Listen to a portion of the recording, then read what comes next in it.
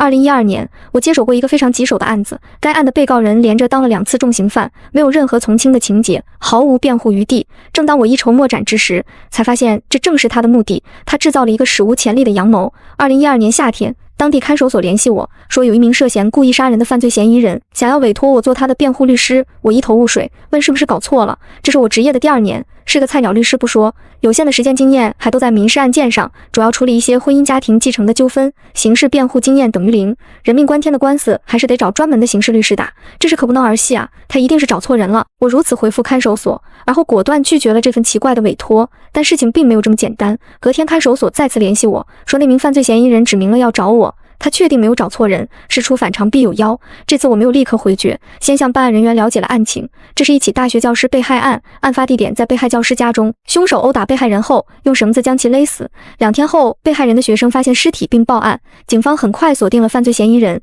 正是被害人的亲弟弟。案发前后，有附近居民目击他出没现场，案发现场采集到的指纹和脚印经比对，与他的相吻合。他2只手上都有用力拉绳子造成的勒痕擦伤，与被害人的死因相对应。值得一提的是，他还有比较严重的前科，曾是一名少年犯，服刑15年，2年前刑满释放。接受讯问时，嫌疑人很不配合，除了姓名、年龄、籍贯等等，其他重要内容他一概不说。好在这案子取证过程很顺利，所有勘验结果都出来后，嫌疑人的犯罪事实基本查明。虽然嫌疑人始终不肯认罪，但证据确凿，不容抵赖。案件移送检察院审查起诉。就在审查起诉这个阶段，嫌疑人指明要找我这个民事律师给他打刑事辩护。我和他非亲非故，无冤无仇，根本就是不认识的2个人，也绝不存在业界名气之类的，甚至都超出了业务范围。我实在想不通他为什么非要找我。看守所复议，就是啊，等法律援助都比找你好啊。我头脑一热，当即决定见一见我的当事人。在看守所，我见到了本案犯罪嫌疑人贺天颖。贺天颖身形清瘦，个头很高，推算年龄已经30出头了，但脸上仍然稚气未脱，像个男大学生，只有眼神深沉而平静，表现出与面貌截然不同的成熟感。我当面问他为什么找我，他说这不重要，他只是看着我说，陆律师，如果你接受我的委托，所有的事情我都会对你和盘托出。我直言道，现在侦查已经结束，你的犯罪事实都清楚了，还有什么需要和盘托出的？他说还有很多，足以影响本案的判决。我沉默片刻，问你是和什么人串通好了吗？没有。你想搞个大新闻？不是。陆律师，你是不是小说看多了？我直接发问，是你杀的人吗？是我。他答得异常爽快。什么？你再说一遍，是我杀的人。我忽然有了兴致。我听说你到案后始终不认罪，现在就这么承认了。贺天颖平静地说，不跟警察认罪自有我的道理，但你是我的律师，我对你肯定是坦诚相待的，不会有丝毫隐瞒。我还没同意啊。我挠了挠头。你是本案的真凶，同时我也了解到你有严重的前科，这是对你非常不利的。你放心，我不会让你输掉官司的。贺天颖的语气平和坚定，还会给你一笔丰厚的报酬。最终我还是签下了委托书。我的态度其实早在面见嫌疑人之前就已经确定，一方面我对这个案子有点感兴趣，另一方面我还年轻，不怕失败，我的律师生涯还长，何必早早给自己定性。在学校又不是没学过刑法，而且作为业界存在感极低的新人律师，被坚定选择的感觉还是挺不错的。我们律所也没什么意见。接受委托的当天，我拿到了案卷，厚厚一沓，很扎实。我顾不上多想，抓紧时间阅卷，先看了报案人的笔录。报案人名叫陈康，是被害人贺天行的学生，现在大3，即将升大4，因为正在准备一个课题而选择暑假留校。2012年7月13日下午3点。陈康因为2天联系不上老师，有点担心，于是和同组的一个同学登门拜访，可是敲门不应。随后他们发现门口的垃圾已经发臭，像是放了2天都没扔。陈康说，贺老师很爱干净，不可能把垃圾放在门口这么久，也不可能出门不把垃圾带走，所以贺老师肯定还在家里。考虑到贺天行的安危，陈康找来消防员撬门。消防员进门后发现室内有尸臭味，所以陈康以为的垃圾臭味并不完全是垃圾的味道。打开卧室门，便发现贺天行的尸体仰卧在床上，因为天气炎热，已经开始腐烂。陈康吓得瘫坐在地，随后报了警。以上就是陈康发现尸体并报案的经过。警方问陈康，贺天行为人如何？近期是否与人起冲突？陈康说，贺老师人很好，关心同学，工作负责，是个工作狂，有时候也会有点偏执较真，但都对事不对人，近期没和别人起什么冲突。警方问贺天行最近的精神状态是否有异常？陈康说，一切正常，最多有些焦虑，可能是课题时间紧张的缘故。警方问贺天行家中还有哪些人？陈康说，还有他父亲，是个退休老教师，现在生了重病，一直在住院。警方追问还有别的家属吗？陈康说，没听说过别的家属了。随后又想起什么，他补充，贺老师本来还有个女朋友的，都快领证了，可是1个月前忽然分手了。警方紧接着问陈康是否知道分手的原因。陈康表示不知道。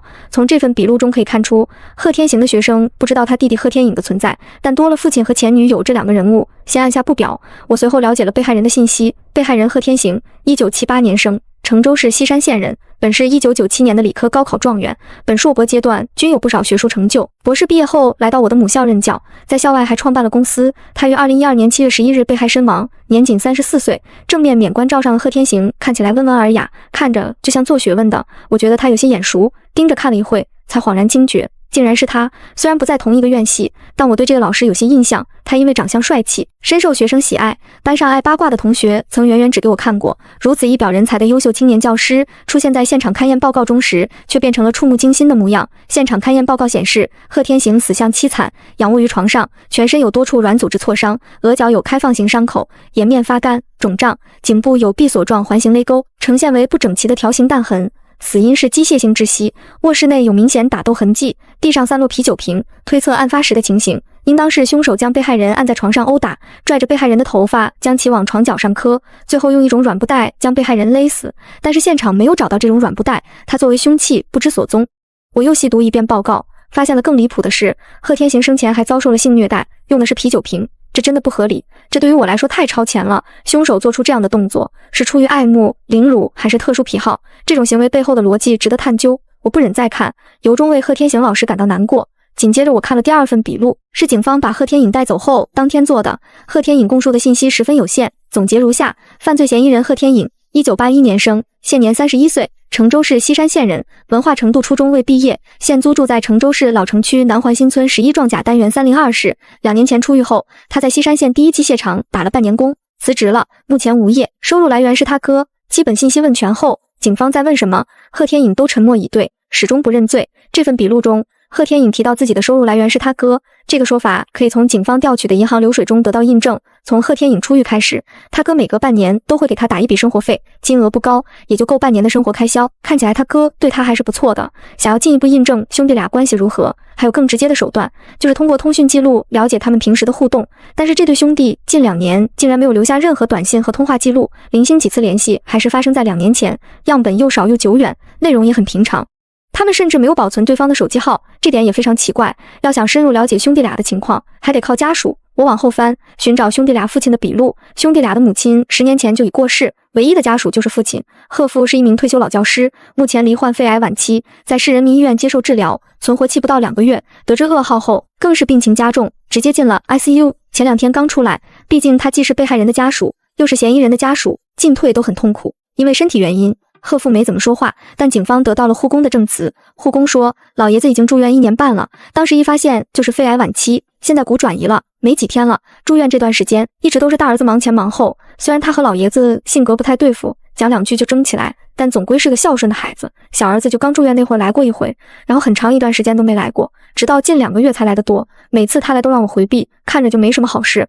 走的时候也黑着个脸。警方问他有没有稍微听到什么，护工说在门外听不清，他压低了声音讲话的，但有2次我从视窗往里看，就看见他手里拿了纸和笔，好像要他爸写什么，他爸不肯，逼着病入膏肓的老父亲写什么。我有种 DNA 动了的感觉，这10有8九是遗嘱啊。护工说，第2次他一转头就发现我在偷看，把我吓得赶紧躲开了。走的时候他也没说什么，就面无表情地看了我一会，看得我心里发毛，好几天没睡好觉。警方问，这事你跟大儿子说过吗？护工说，没有，不过老爷子说过。有一次我进病房，就听到老爷子对大儿子说，我能有多少钱给你妈治病，我自己治病都用的差不多了，农村的老房子也值不了几个钱，他还惦记我这点东西。说完就气得咳嗽。大儿子没说话，可能是看见我进来了。护工还提到2个儿子从未同时出现过。最后他总结道，我觉得这个小儿子是看老爷子快不行了，想来争遗产，付住院费，倒从没见他来过，真是个白眼狼啊。这么看起来确实像是遗产问题，这我熟。如果没有遗嘱，遗产就是按法定继承，贺父的第一顺序继承人只有2个儿子，那通常就是兄弟俩的一半。大儿子尽了主要抚养义务，按道理可以多分；二儿子没有尽抚养义务，也不属于生活有特殊困难的缺乏劳动力者，没理由多分。如果贺天颖觉得他哥条件好，自己条件差，理应多被照顾一些，拿到更多的遗产，那就需要贺父立下有效的遗嘱，明确说明遗产向他倾斜多少。如果像他那样逼着病重的老父亲写有利于自己的遗嘱，即便真写了也是无效的，因为继承法第22条规定，遗嘱必须表示遗嘱人的真实意思。受胁迫、欺骗所立的遗嘱无效。如果他是因为父亲不肯写遗嘱而直接杀害另外一个继承人，他亲哥，好让自己成为唯一的继承人，这也是痴人说梦。因为继承法第7条规定，继承人如果为了争夺遗产而杀害其他有继承权的人，将会丧失继承权。贺天颖不肯认罪，也自然不会供述犯罪动机，所以动机只能从证据中推测，为了争夺遗产而杀害亲哥，这种行为虽然法盲，但也确实算是个犯罪动机。这一动机后来得到了证实，警方在病房抽屉里找到一张写有遗嘱2字的白纸，只写了抬头，没有内容。经鉴定，笔迹是贺天颖的，指纹是贺天颖和贺父2人的。警方询问贺父，贺天颖近期频繁探视是为了什么？贺父说，为了遗产，他要拿走我的全部遗产，因为父亲不按自己的意愿写遗嘱，所以贺天颖杀了他哥，妄图成为唯一的继承人。这可真是个让人完全无法同情的动机啊！法官看了不摇头才怪。到这里，事情的发展变得有些无聊了。原来贺天颖看着神神秘秘的，实际上就是个不笑不替的法盲吗？我沉思片刻，内心难以平静。我隐隐有一种感觉，这案子没这么浅。后面几份笔录是贺天行的邻居和前女友的。案发那几天，隔壁邻居外出旅行，没有及时发现异常，回来后他大为震惊，开始配合警方调查。警方问：“你知道贺天行有个弟弟吗？”隔壁邻居说：“这段时间才知道的。”之前不知道，一直以为他是独生子。结合学生陈康的证词，贺天行的学生和邻居之前都不知道他有个弟弟，可见贺天颖出狱后和他哥基本没有明面上的来往，也几乎没有通讯交流，只是卡上打点生活费。警方问隔壁邻居为什么这段时间才知道有个弟弟，隔壁邻居说，因为弟弟就这段时间才搬到他哥家住，之前没见他来过，是今年过年的时候搬来的，住了差不多有半年，上个月才搬走。这半年来，弟弟每天也不出去上班，就靠他哥养着。警方又问，觉得兄弟俩关系怎么样？隔壁邻居说，兄弟俩关系挺和睦的，但弟弟和哥哥的女朋友关系比较紧张，一看女朋友，我坐直了身体。这是陈康笔录中的疑点，结合陈康同学的证词，这个原本快要领证的女朋友，在1个月前忽然成了前女友。警方问，他们3个人住在一起吗？隔壁邻居说是的，不过也就这半年3人住一起，之前就贺天行和女朋友2个人住。警方又问贺天行的女朋友是个什么样的人，隔壁邻居说，知书达理的，脾气好，重感情，我挺喜欢这个女孩的。讲到这里，隔壁邻居打开了话匣子，主动说起贺天颖为什么和他哥的女朋友关系紧张，差不多就是那种很狗血的剧情。贺天颖住过来后，喜欢上了哥哥的女朋友，发展到后来经常骚扰跟踪他，严重到他都报过警，闹得楼上楼下邻居全来看热闹，但民警觉得是家事，稍微调解一下就走了。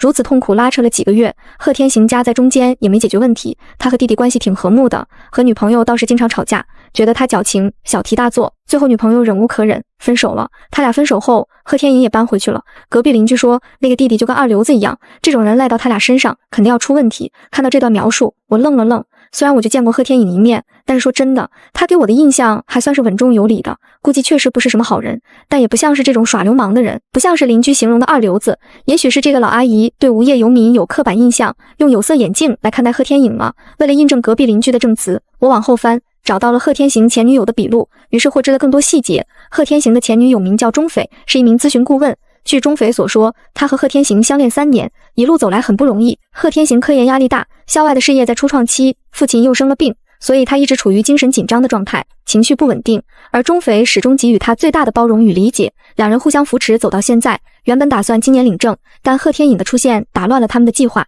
贺天行之前从来没跟他讲过自己还有个弟弟，今年年初他才跟他说了弟弟的事，并解释说是因为弟弟有犯罪前科，担心钟斐有想法，所以一直没敢说。现在快领证了，觉得还是要让钟斐知情。贺天行向钟斐保证，这不是什么大事，但拖到这时候才讲，实在算不上坦诚。当时钟斐心中就有了芥蒂，又问是什么前科，贺天行说是打架。他看贺天行神情落寞，就也没追问，打算晚点再说。结果没过2天，贺天颖忽然就拎着一包行李住进来了。钟斐记得很清楚，第一次见面那天，贺天颖就用一种奇怪的眼神盯着他看，让他觉得很不舒服。他私下跟贺天行说，这太突然了，这是他们的婚房，婚还没结就让外人住进来不合适。可贺天行说他们是亲兄弟，不是外人，让他宽容一些，这无异于引狼入室。贺天行经常不是在学校就是在公司，而钟斐的工作时间相对自由，所以贺天颖搬来住以后，钟斐和无业的贺天颖单独相处的时间反而更长。初期3人的相处只是有些尴尬，时间长了，贺天颖就原形毕露了。贺天颖经常趁着他哥不在的时候，对钟斐进行性骚扰，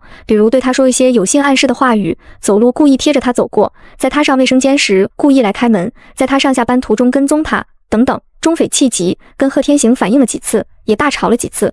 可贺天行总是回避问题，觉得不是什么大事，就是弟弟开玩笑或者不小心，没有他想象的那么严重。钟斐很爱贺天行，但贺天行偏袒弟弟而忽视爱人的痛苦，这样的做法似乎意味着贺天行并没有那么爱他。钟斐对贺天行很失望，索性报了警。警察来后，贺天颖的态度极好，说自己都是开玩笑，还把跟踪说成是保护嫂子。于是警察就当家事处理，也没能解决问题，反而叫楼上楼下人尽皆知。贺天行脸皮薄，好面子，又和钟斐大吵了一架。钟斐终于崩溃，当着贺天行的面质问贺天颖，结果贺天颖说了让他此生难忘的一段话。他说：“我坐了15年牢，没过过什么好日子，现在好不容易出来了，我哥发达了，我当然得跟着他，只要是我哥有的东西，我都想试试。”这种言论，连我一个旁观者看了都觉得不寒而栗，更何况亲历者。钟斐吓坏了，而贺天行并没有什么表示，他终于明白这两兄弟都不是什么好东西，一个伪君子，一个真小人。于是果断分手了。就在钟斐搬走的1个月后，贺天行惨死家中。钟斐顾念旧情，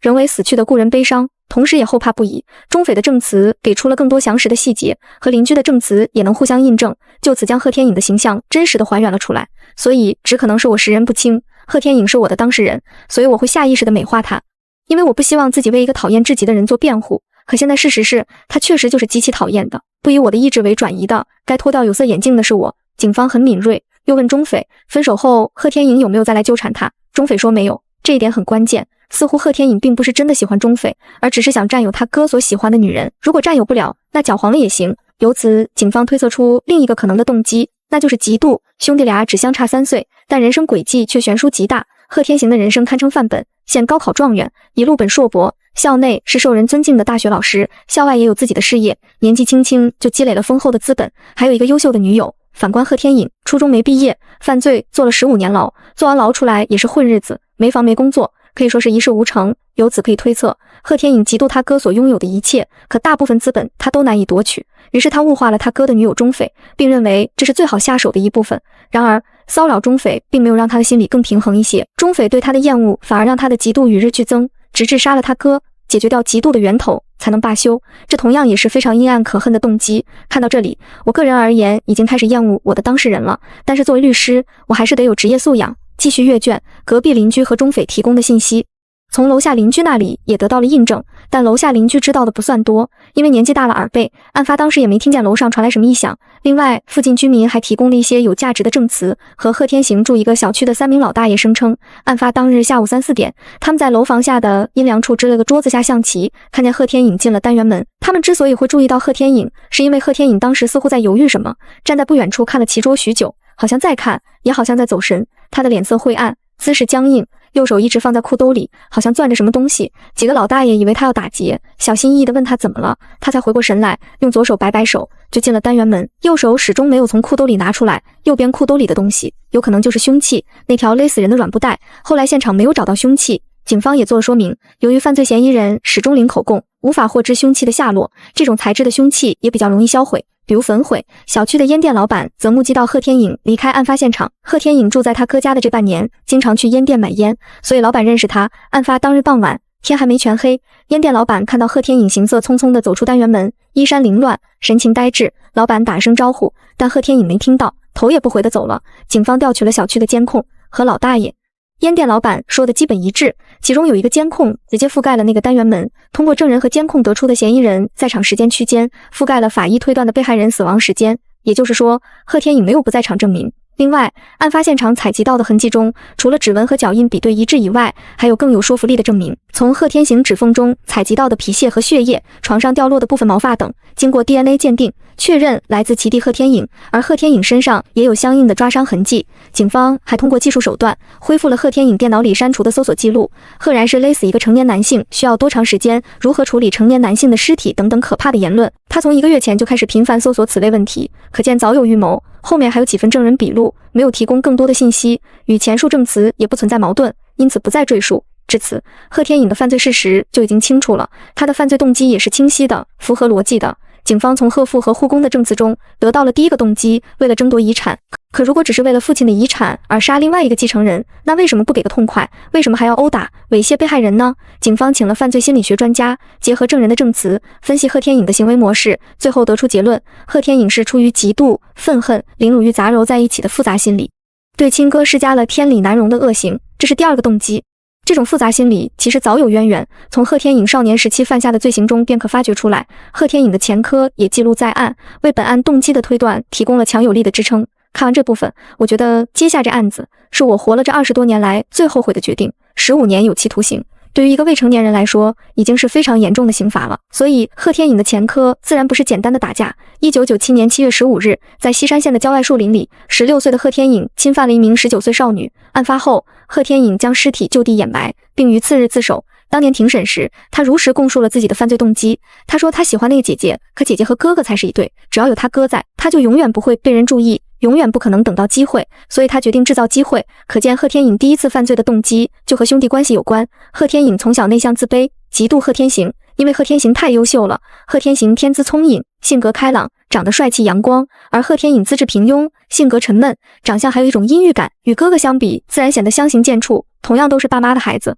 却是天壤之别。贺天颖的心里很不平衡，他无法克制的嫉妒哥哥，这种心思原本都压抑在心里。直到贺天颖看见他哥喜欢的女孩，那个女孩名叫傅阳之，她和哥哥同龄，性格阳光，长得漂亮，成绩优异，是和哥哥一样耀眼的女孩。贺天行喜欢的人，贺天颖也喜欢，他总是躲在暗处偷看贺天行和傅阳之放学一起走，偷看他们红着脸凑在一起讨论数学题。贺天颖知道，这么好的女生只会喜欢哥哥这样的人，永远不会看上他这种平庸无趣的人。他想得到他，只能采取非常手段。他也说不清自己是真的喜欢傅阳之，还是想占有哥哥喜欢的人。总之，他将一直以来压抑心中的嫉妒、愤怒、不甘等等所有汹涌的情绪，以最不可挽回的方式宣泄了出来。那个女孩刚参加完高考，灿烂的人生即将开启，却如此痛苦的永远停留在了19岁。反观凶手贺天颖，还差1个月就满16周岁了，因为犯故意杀人、强奸妇女的重罪，需要负刑事责任，但由于未成年，有自首情节，认罪悔罪态度好，还是轻判了。最后，贺天颖因其行为构成故意杀人罪、故意伤害罪、强奸罪，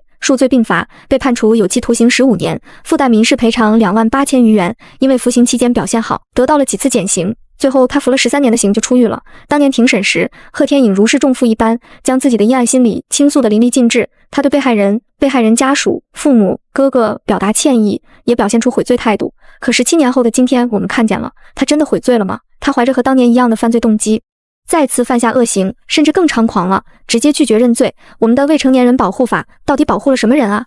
报应迟早会到，只可惜迟到了15年，搭上了2条无辜的人命。我合上卷宗，感到太阳穴突突直跳，这样的前科相当严重，基本上已经把这个人锤死了。我一开始听信他的鬼话，一头热接下了案子，现在看过前科，想到要为这种畜生做辩护，我实在良心难安。人真得为自己的冲动付出代价。我痛定思痛，向看守所提出了会见嫌疑人的申请。第2次来到看守所，我内心是压抑着一股怒气的，但我还是尽量让自己显得专业一些。你这个案子不好打，我直接说。贺天颖的眼神游离了一会儿，缓缓问出为什么。我注意到他的精神状态不好，比之前消瘦，面色苍白，眼下青黑，精神面貌和第1次见面时大不相同。只过去了10多天，为什么变化如此之大？于是我直接发问，为什么你的精神这么差？他答，睡眠不好，警方审讯你的过程都有录像，不存在刑讯逼供，即便你始终保持沉默。是的，和他们没关系，单纯是我自己睡不好。贺天颖说，假如你杀了人，你还能心安理得的睡好觉吗？这也合理，毕竟他心里有鬼，但一个杀过2次人的累犯，竟然有脸说出这种人话吗？我切回正题，案卷材料我都看过了，你的犯罪事实很清楚。我对刑侦了解不多，但也看得出警方的侦查过程细致明确，现场的指纹、脚印、DNA 以及监控录像、证人证词、电脑上的浏览记录，都证明你就是本案的凶手，证据确凿。贺天颖说，是的。我噎了一下，问，那你为什么还不认罪？等上法庭你就明白了，你打算上法庭才认罪？他摇头，上法庭我也不会认的。我憋着一股火气，深呼吸几次，理清了思绪。其实我此次会见的目的，就是想解除辩护。我实在不想给这种人渣打辩护，但作为法律人士，我又不想显得自己意气用事，所以我打算把辩护的难点跟他讲清楚，让他知难而退，主动提出解除。现在检方还没有起诉，我也是阅完卷不久就做了决定。对贺天颖来说还有时间，不管是换律师还是等法律援助，他都还有时间。我说，这次会见，我想跟你讲讲我的想法。实话说，这个案子对我来说很难，请讲。首先第1点，你有故意杀人的前科，被判处有期徒刑15年，后来减到13年，可是刑期结束2年后，你再次故意杀人。虽然你这种情况严格来说不能称为累犯，但由于你前罪情节严重，法官在量刑时会考虑这点，给你从重处罚。具体来看，你犯的前罪是故意杀人罪、故意伤害罪、强奸罪。后罪属于是故意杀人罪、故意伤害罪、强制猥亵罪。虽然被害人性别不同，但本质上非常类似，说白了都是侵犯，并且动机都是出于对你哥的嫉妒，因为你没有口供，这个动机是从证人证词和你以前的口供中推断出来的。另外还有一个动机是争夺遗产，对此你有意见吗？没有意见。很爽快，完全没有为自己辩解的意思。那我继续讲，你犯的后罪和前罪如出一辙，动机也基本一致，这意味着你服刑13年并没有被教化成功，反而屡教不改，再加上你认罪态度差，法官会认为你改过自新的可能性极低，无法再被教化，给你重判。以上是第一点。第二，你在父亲病危的情况下逼迫他写遗嘱，甚至为此杀了另一个继承人，这种行为不仅愚蠢，更是毫无人性可言，极度自私冷漠。你杀的是你亲哥，还猥亵了你亲哥，这种行为有违伦理道德。这两点意味着，即便你认罪悔罪态度好，也不足以从轻处罚。第三，如果被害人有过错，致使你激情杀人，那或许还有辩护的余地，但是被害人的风评总体来说很好，虽然证人表示他有时脾气不好，但和你没有起过冲突，对你也尽了责，从你出狱开始就一直给你打生活费，目前来看不存在过错，而你也不是激情杀人。你1个月前就在电脑上浏览杀人、处理尸体的相关信息，明显是预谋杀人，这也是会被从重处罚的情形。第四，你没有自首情节，不肯如实供述罪行，认罪悔罪态度差，这方面也没有轻判的理由。如果你存在精神障碍，影响你辨认或控制自己行为的能力，那或许还有轻判的可能。你需要做司法精神病学鉴定吗？他依然爽快，不用鉴定，我头脑很清楚。我也这么认为，如果换做其他嫌疑人，可能已经开始装疯卖傻了。这人真的很奇怪。我斟酌片刻，还是说道，所以现在这个情况，基本全是从重的情节，毫无从轻的情节。反正我是找不到，如果让我来辩护，我实在找不到能入手的点。最后的结果肯定是死刑。最开始我也说过，毕业3年来，我只做过民事诉讼，从来没打过刑辩，相关经验不足。你的案子情况复杂，还是要找经验丰富的刑辩律师来打才更稳妥一些。这是我的肺腑之言。我一口气说完，如释重负。贺天颖沉默了很久，其实并不是完全没有办法，如果能取得被害人家属的谅解书，积极赔偿，那也是可以酌情轻判的，但具体问题具体分析，这条路在本案中基本是走不通了。昨天案卷看到一半，我去过一次市人民医院，当时贺父在睡觉，没能说上话，我就把带的礼品送给护工，跟护工互留了联系方式。昨晚上护工联系我说老爷子醒了，精神还可以，像是回光返照，他始终无法接受小儿子杀了大儿子的事实，嘴里一直咬牙切齿地念叨畜生、孽障，痛哭怒骂。负责本案的检察官昨晚去过，跟他说了目前的进展，讲到一半就被贺父打断，你不要说了，我不想听，死刑吧。护工说，老爷子到了这种将死的时候，就想保住晚节，断子绝孙已经是小事了，香火要像大儿子这样的子孙传下去才有意义，小儿子这种祸害留下来，只会给他抹黑。话说到这份上，能出谅解书就怪了。我做思想工作的能力远远达不到逆转乾坤的程度，我也没有动力再去争取，我只想解除辩护。连亲生父亲都对他厌恶至极，更何况我一个外人，积极赔偿更是不现实。一个性命垂危的老父亲还在乎什么赔偿？一个穷到为了父亲的遗产不惜杀人的不孝子又能赔偿什么？我已经尽力了，你再考虑考虑，我等你的答复。我们今天的会面就先到这里吧。说罢，我起身准备离开。陆律师，等一下。贺天颖叫住我，我有一个问题。我顿住脚步，什么问题？为什么会有律师给坏人做辩护？他看着我问道。我愣住了，心脏忽然剧烈搏动，震得我胸口疼痛。见我不答，他继续说，因为要保证审判的公平公正，因为在被正式定罪之前，犯罪嫌疑人只是有嫌疑，法律上应该被视为无罪。贺天颖平静的双眼紧紧盯着我，即便我十恶不赦，人人喊打，那我就活该被一棍子打死吗？万一我没有那么坏怎么办？万一还有一丝隐情怎么办？谁来帮我说话？陆律师，请你设身处地想一想，这种孤立无援的境地，5年前你到监狱开普法讲座，当时你讲到，律师也需要为坏人做辩护，即使要面对公众的误解和批评，因为这样才能确保审判的公平公正，才能让被告的权利得到保护和尊重，才能维护无罪推定原则，防范冤假错案。所以5年后，当我陷入这种境地，我第一时间就想到了你。我也不认识别的律师，我想如果是你的话，应该会尽力帮助我的吧。现在陆律师，请你告诉我，你尽力了吗？原来如此，这就是他找我的原因。大3那年，我曾跟随老师到当地的男子监狱做过一场普法讲座，老师主讲，我是助理。轮到我的时候，我为了讲清我国的法治精神，进行了即兴延伸。贺天颖说的就是我延伸出来的部分。当时我正讲得兴起，就被老师岔开了话头。事后老师告诉我，在监狱普法要多讲法律的权威性、教育性，不适合讲我那些内容。同样是大3那年，家人建议我以后往民事方向发展，安稳些，不要牵扯打打杀杀的事情。我听从了家人的建议，后来本科毕业，实习了1年，执业了2年，5年一晃而过，却又极其漫长。学生时期的事已恍如隔世了，直到现在贺天颖质问我，我才回想起过去。我一早就知道，我带入了个人情绪，预设了立场，但我确实非常讨厌强奸犯，就算我主观上没有偏见，案情也已经足够明朗了，一点辩护的余地都没有。难道还有余地吗？贺天颖的眼睛一瞬不瞬地盯着我，我明白了，我回过身不看他，我会尽力把事情做得圆满一些。回家后，我把案卷复盘了一遍，其实可疑的地方还是有的。为什么贺天颖出狱2年，兄弟俩没有任何通讯联系，却突然住一起半年？半年前发生了什么？为什么贺天颖为了遗产而杀另一个继承人的动机很法盲，可在看守所的表现又不像法盲？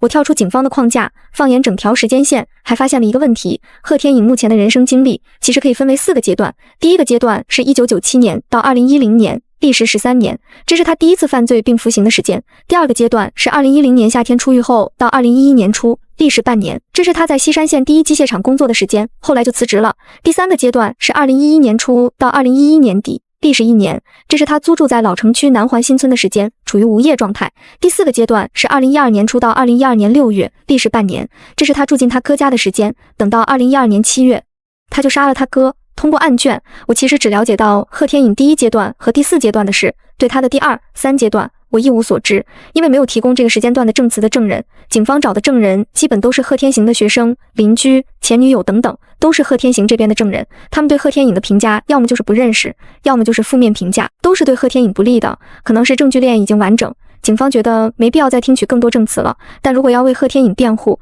就不能被警方牵着鼻子走。如果再找一些第2、3阶段的证人，是否会有不同的角度，帮助我更全面的了解贺天颖呢？说干就干。第2天一早，我赶到贺天颖租住的小区南环新村，由此我找到了本案最重要的证人之一文寒英。文寒英住贺天颖对门301室，我登门时，他正在门外楼梯间修整盆栽。我踌躇了片刻，走上前去，这么早去买菜啊？文寒英瞥了我一眼，熟络地打声招呼，回身继续。我一愣，没回答，于是他又回头看我一眼，眯了眯眼睛，原来他视力不太好，把我认成了这栋楼的另一个邻居。我表明来意后，他眯着眼睛用力打量我一会，把我领进了家门。我老伴身体不好，在休息，你坐吧。他家里有一股浓重的香火味道，墙上打了佛龛，烟雾缭绕的，像是病气的具象化。是慢性病吗？我问。药毒症。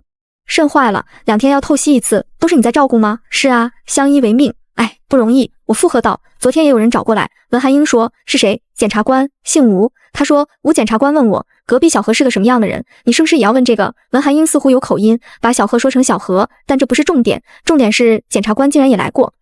是的，我也想问小何的事情，我大概知道了，但我觉得不是他。为什么？文寒英想了想，说，人要是做坏事，都是因为有欲望。小何是那种无欲无求的人，过一天算一天。我成天说他没有朝气的，无欲无求。他继续说，他的性格也比较腼腆，人挺稳重踏实的。我老伴生病，很多事不方便，他帮了不少忙，非要问我他哪里不好，那就是没什么追求，年纪轻轻也不出去上班。当然，这些是我的个人看法，你们办案肯定是讲究证据的。我一个老太婆不太懂这些，只是单纯觉得他没有理由杀人。他的评价跟我对贺天颖的印象接近了，我不禁有点激动。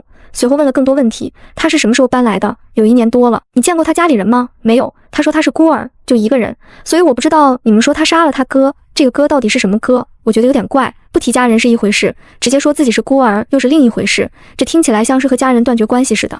可既然如此，又为什么忽然住到他哥家里去，忽然去找父亲争遗产呢？我继续问，他今年有半年没住这儿，你知道吗？知道啊，年初的时候，他说他别的城市有个朋友给他介绍了一个工作，他想去看看。我当时听了挺欣慰的，觉得他终于精神起来了，走后房子也没退租，万一看了觉得不好呢？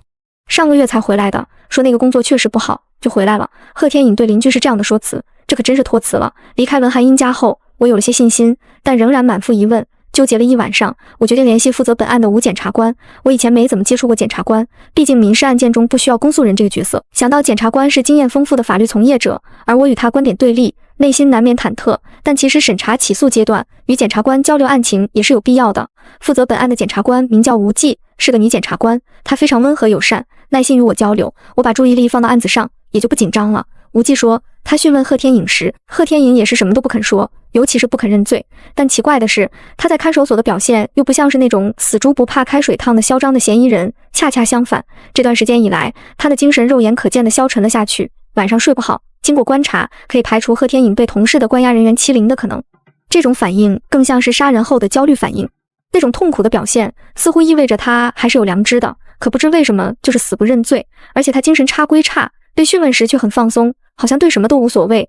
轻判还是重判无所谓，是生是死无所谓，完全摸不清他的真实想法。由此，吴检认为，虽然警方给出了完整的证据链证明贺天颖就是本案凶手，但仍然不排除有隐情的可能，仍然要审慎对待，重视犯罪嫌疑人的种种异常表现。我听完很受触动。在刑事诉讼中，检察官和被告人存在一定的对立关系，检察官需要代表国家对犯罪嫌疑人提起诉讼，但检察官的目的不能简单的说是指控犯罪，更应该是查明事实真相，实现法律的公正执行。吴忌看到的不仅仅是铁证如山，还看到了别的东西，所以他没有全盘否定贺天颖。作为被告人的代理律师，我的目的也不是为他脱罪减刑，也同样是查明事实真相，实现法律的公正执行，所以还是要不忘初心啊。言归正传，吴检带着他的2个助理，花了1天时间，亲自进行了补充侦查。他们去了市人民医院找贺父，但正如护工所说，贺父当前情绪不稳定，不肯配合，没给出比警方笔录中更多的信息。他们又找了一些熟悉贺天颖的证人，除了邻居文寒英，还有贺天颖的房东和西山县第一机械厂的几个工人。和吴检交流过后，我拿到了补充的几份笔录，文寒英的证词和我了解的基本一致。同时我还了解到，侦查期间，警方其实来过南环新村一次，当时他们没见到文寒英，他刚好陪老伴去医院透析了，于是警方拆了贺天颖的电脑主机就走了。再后来，决定性的证据都有了，警方也就没去南环新村了，也就没能听到文寒英对贺天颖的评价。这一部分证词的缺失最终被补充在案。另外，贺天颖的房东也给出了相对正面的评价。房东说，小伙子性格比较内向，挺有礼貌的，屋子打扫得很干净，也不拖欠房租，所以自己基本不怎么来，就半年来收一次租。他觉得贺天颖孤身一人很不容易，后来还主动给他减了租。他完全想不到贺天颖会出这种事。西山县第一机械厂的几个工人在贺天颖出狱后和他共事了半年，住同一个宿舍。一个工人说，贺天颖性格很闷，不太合群，工作效率也不高，过一天算一天，看起来对什么都无所谓的样子，但找他帮忙他都会帮，很老实的一个人。另一个工人说，其他工友都得养家糊口，生活就有奔头，而贺天颖没有家人，一个人自然就得过且过了。还有一个工人说，之前同宿有个人看小贺没什么心眼，就去偷他的钱，偷了好几次都没被发现，后来还是被另一个工友抓了现行。那个贼说自己老家的女儿生病了，急着用钱，小贺也就没有追究了。至于贺天颖辞职的原因，没有人知道，就是平常的一个早晨，他起床后收拾了行李，没有上工，而是离开了。贺天颖这边的证人有2个共同点，一是都对贺天颖评价不错，觉得他腼腆内向，善良老实，对钱财并不看重；二是都知道贺天颖孤身一人，没有家人。而贺天行那边的证人却认为贺天颖品行不端，贪财好色，不孝不悌。两方眼中的贺天颖，或者说不同阶段的贺天颖，如同人格分裂一般大相径庭。如果不是受了刺激，那就是有意演戏。贺天颖走到今天这个地步，一定有他的目的。我难掩激动的心情，正想提出第3次会见申请，看守所那边就传来了坏消息。看守所称，贺天颖因精神压力过大，身体急剧衰弱，正在接受治疗，暂无法会见。医生分析病因，正是杀人导致的创伤后应激障碍。一个正常人杀人后是极有可能产生这种心理障碍的，他会在今后的生活中反复反刍杀人当时的场景，被负罪感、内疚感、恐惧和焦虑折磨得夜不能寐。我上次见他时，他的精神状况就已经很糟糕了，所以屡教不改的累犯贺天颖，原来也算是正常人吗？这一治疗就是遥遥无期，我等得着急，吴检也等得着急。期间我又跑了2趟医院去找贺父，并非为了谅解书，而是想了解贺天颖到底是个什么样的人。但贺父不是气得不肯见人，就是气得进了 ICU。 过了几天，贺父的护工联系我，问是不是快起诉了。我说你还挺关心的。护工说不是我关心，是老爷子关心。这段时间他特别焦躁，几次快不行了又挺了过来，这2天他稍微冷静一点了。我问那我能再找他聊聊吗？护工说你试试。于是我又去了趟市人民医院。贺父这次从 ICU 出来，脸色比之前更灰暗了，鬼门关前走过2遭，也确实冷静不少，这是难得的机会。贺叔之前来过几次，但没能说上话，今天我给你讲讲案子吧。我说完又小心翼翼地问了句，会刺激到你吗？贺父没什么表情，你说吧。于是我把警方的证据、从重情节、犯罪动机、辩护难点等等一一讲给贺父听。贺父听得呼吸急促，我适时停下等他缓缓，终于断断续续讲完，有惊无险。贺叔，我理解你的痛苦，我循循善诱。老实说，我之前也觉得贺天颖太畜生了，都不想给他辩护了，但最近我们又找到一些证人，新证人对他的评价都是正面的。贺天颖前后的表现非常割裂，我现在觉得这是肯定有隐情。贺父没吭声，我继续说，事情已经发生了，我们也要正视，不能逃避。贺天颖毕竟也是你的亲生儿子，你就真的忍心让他死刑吗？想一想，他从出生到说话识字到读书升学，你作为父亲是一手把他带大的。请你仔细回顾过去的点点滴滴，想想你的2儿子是个什么样的孩子，他真的是这种人吗？他会不会有什么难言之隐？我的措辞比较委婉，但贺父应该听出了暗讽之意。不论贺天颖有没有难言之隐，一个基因正常的人未成年时就犯过罪，和他原生家庭的教育肯定脱不开干系。现在贺父决绝地做出大义灭亲的姿态，他是否真的有这个底气？是否反思过自己有没有尽到为人父母应尽的责任？贺父紧紧抿着嘴唇，只是沉默。我等了一会儿，不死心地说：“贺叔，跟我说说两个孩子以前的事吧。”贺父还是沉默，但紧绷的神情逐渐出现一丝裂痕，嘴唇颤动着。欲言又止，我又耐心等了一会，却等到他两行眼泪落下，我连忙抽了纸巾给他擦，安慰他别难过，慢慢来。我以为我终于要撬动贺父的口了，可他用力闭了闭眼睛，低声问：什么时候起诉啊？什么时候起诉？什么时候开庭？再次睁开眼睛，他眼中尽是恨意。你也说证据确凿了，那还在等什么？做出这种事情，死刑也是应该的。我噎住了，我理解贺父痛失爱子的心情，可他似乎把所有的爱都给了大儿子，对二儿子没有丝毫感情。他恨透了贺天颖，只关心什么时候起诉，什么时候开庭。按理说审查起诉后1个月之内，检察院就要做出是否提起公诉的决定。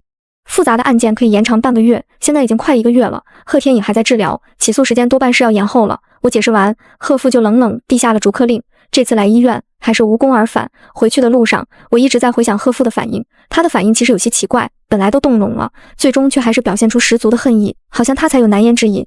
我看着车窗外的灯光出神，想着这段时间发生的事，头脑中一团乱。窗外骤起呜呜的风声，阴云聚集，这个夏夜似乎要迎来暴雨。就在此时，我得到了消息，检察院决定提起公诉了。原来今天上午，贺天颖的病情有所好转，吴检最后审了他一次，最终检察院确认事实真相已查明，决定起诉。时间紧张起来了，我从座位上弹起来，在最近一站下了公交车，逆着狂风往另一条街上的车站跑，去往看守所的公交就在另一条街上。我一边跑一边打电话给看守所，等了很久，终于接通。结果那头告诉我，贺天颖身体不适，今天没法会见。我刹住脚步，上午刚有所好转，见了检察官，下午就又身体不适了。见检察官是给了他多大的打击啊！